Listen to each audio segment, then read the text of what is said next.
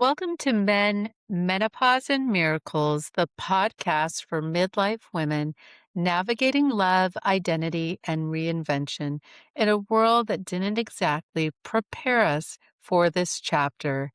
This is where we talk about the things many women are thinking when it comes to dating and relationships, but hesitant to say out loud. Things like dating kind of sucks. Does anyone actually want a relationship at this age? Did I miss my chance to be deeply loved again? And why does it feel like the dating world is full of situationships, ethical non monogamy, and intimacy without commitment, when what I want is something real, steady, and mutual? At least that's what's on the dating apps lately. I'm Suzanne, your host and your midlife wingwoman. I'm here to help you make sense of this landscape without losing yourself, lowering your standards, or believing there's something wrong with you for wanting more. Hence, the reason you may be afraid to share with your married friends who remember dating as being easy, or family who wonders why you're being picky or not doing enough things to put yourself out there. No, I'm not here to sell you false hope or to tell you to just be positive. I'm here to allow you to be real for a minute. I'm going to talk with you, one single girlfriend to another, and have our own form of talk therapy via this podcast. I am here to help you stay open, grounded, and self aligned, even when the dating world feels anything but. This isn't a place for forced positivity or false hope. It's a place where you get to be real without being talked out of your experience. Think of this as a conversation between two girlfriends who are telling the truth, not fixing each other or force feeding small bites of false hope. This is episode 36, When You're Ready and the Dating World Isn't. Today we're going to open three small doors together, gently. This is not a self-improvement marathon. No emotional homework binders needed. This episode is a little recalibration, not a renovation, because many women in midlife who want partnership aren't broken or bitter. They're tired of swiping for the sake of another thumb workout, tired of showing up to social events that go nowhere or no one that they want to connect with, tired of wondering whether something is wrong when it simply isn't working. Add in post-pandemic social re-entry, a little nervous system rest, and the challenge of getting offline and back into real life, and dating can feel heavier than it really needs to. So let's lighten your load today, right? This episode is here to help you stay oriented toward your life, not just towards love. And if you need a wing woman by your side while you navigate it, you're in the right place. I've got you, girl. So let's go to door number one, redirecting desire into aliveness, AKA not waiting. When partnership, or a good one, has been a long held desire, it can quietly become the organizing principle of your life, even when you're functioning well. The nervous system stays in a low grade, not yet mode. And aliveness is different. It's present tense. It asks for participation, not fulfillment. What aliveness looks like at this stage, not thrills, not distraction. That might have served us in our teens, 20s, and even 30s, but not in midlife. It's being absorbed in something that has momentum, feeling useful, expressive, or generative, losing track of time in a good way.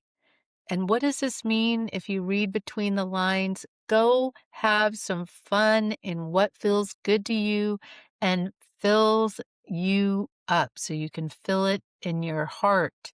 As a woman, as women, we need to align with ourselves and what lights us up, not exist in this waiting mode, which is just that not yet mode, which can confuse your mind and body that you're going nowhere, that you're stuck, and you're not.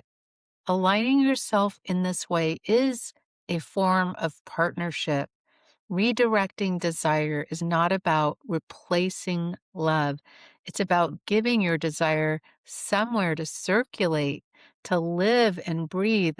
Don't you want to exhale? Breathe deeply.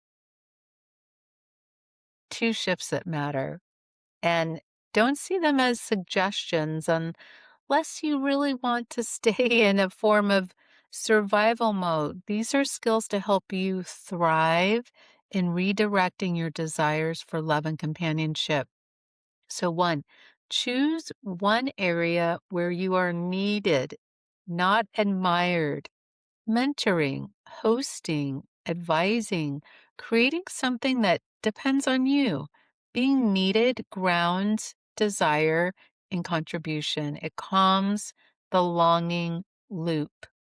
Two, add one weekly anchor that requires embodiment, movement, nature, music, hands on creation. Grief and longing thin out when the body feels engaged with the world. So good. Let me say it again. Grief and longing thin out when the body feels engaged with the world. So ask yourself quietly, where do I feel more myself after? Not more reflective, really like getting out of the mind and the head and this constant loop, right? Of things aren't happening, the kind of a fight or flight mode.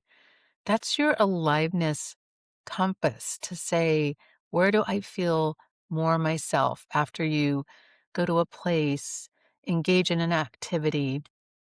And okay, so we did door number one. Now we're going to go through door number two. Design a full life, even if partnership arrives later. This isn't resignation, it's sovereignty. A full life here means you're not bracing against the future. Your weeks have texture and rhythm and flow. And most importantly, you are not postponing joy, your joy. Three little structural upgrades for designing your full life. Now, remember, this is a recalibration, not a renovation. So, one, stop leaving relational blank space. If evenings or weekends feel like holding patterns, fill them on purpose, not with busyness, but with meaning, things that light you up, things that have meaning, again, that just, bring some weight into your weekends, right? Some juicy things, maybe dinners you host, standing plans, projects with continue ongoing, things. Points, I was gonna say, projects that are ongoing. I know for me recently, I took up some golf lessons, just again, something to look forward to. And lately, once a month, I've been hosting poker with the girls, with the ladies, and none of us know how to play, but we're learning together, having some good food, and enjoying ourselves. And again, we have something to look forward each month. And blank space is where waiting breeds. And I believe we all need something to look forward to in our lives, in our weeks, in our days, even if it's a beach walk, a good book and reading it out at your favorite coffee shop, or a day trip with nothing to do but wander and wonder. Two, build in intimacy ecosystems. Now, this sounds interesting and I think very valuable. one person can't and probably won't meet every need that you have. So create intellectual intimacy, people who think you can think with, emotional intimacy, people you feel with, physical aliveness, touch safe environments like dance, yoga, massage. This lowers the pressure on dating to be everything. And is it ever really? No, it's a small part. Relationships are important in our lives, dating relationships, partner relationships. But maybe that takes some of the pressure off, right? Knowing that it's a part of your life. And I also truly believe this is what creating a social circle looks like in midlife. There's not typically the one friend who's all of those things. If you have one in your life, she or he is a keeper. Or if you have a friend who's willing to explore all of these things that we just talked about, amazing. But just go and have some fun and plan accordingly. Take some action to actively participate in your life and meet the desires of your heart in these ways, right? But typically, you do need to map out what you need more of in midlife to fill up your mind, body, and spirit centers. We are just, I think in midlife, we are these full human beings full of so much wisdom, experiences, dreams, joys, and hopes. And it shouldn't bog us down. It should really lighten us up with, like, wow, I have all these things that I really know and enjoy about myself. And you know what? In midlife, I have some more time, maybe some more money, and I'm just gonna go out and do them. And number 3, being future having future-oriented pleasure, which is simply planning things 3 to 12 months out that have nothing to do with a partner, a trip, retreat, collaborations, creative launches. It tells your system, your body and your mind, life is moving. And I think it makes you interesting. It also gives you things to talk about when people ask, "Hey, what's new with you?" And you have things that you can talk about that are going on in your life. So look at that. We moved through doors 1 and 2, and now we're at door number 3. Dating without grief as the backdrop. Ouch. That one may sting a little, like ripping off a Band-Aid. This is the most delicate piece. But you don't date to heal grief, you date to observe alignment. The internal rule change. So the old model, is this promising? Should I invest? The new model in midlife, does this add ease or friction to my already full life? You are no longer auditioning for someone's performance. You're noticing fit in real time. And here's some practical guardrails for you. 1, shorten the ambiguity window, right? If something isn't clear by weeks, not months, step back, not with drama, but with neutrality.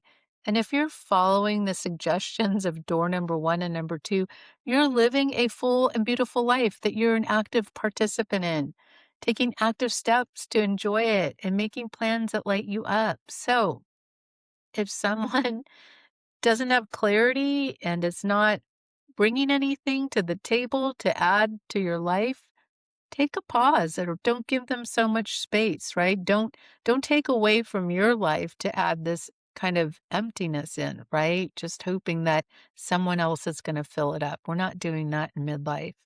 2, don't translate behavior, aka stop doing the interpretive labor for someone else's inconsistency.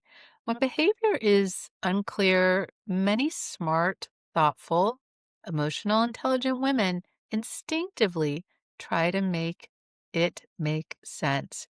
That's translating behavior. So, no narrating, no contextualizing or empathizing someone into coherence.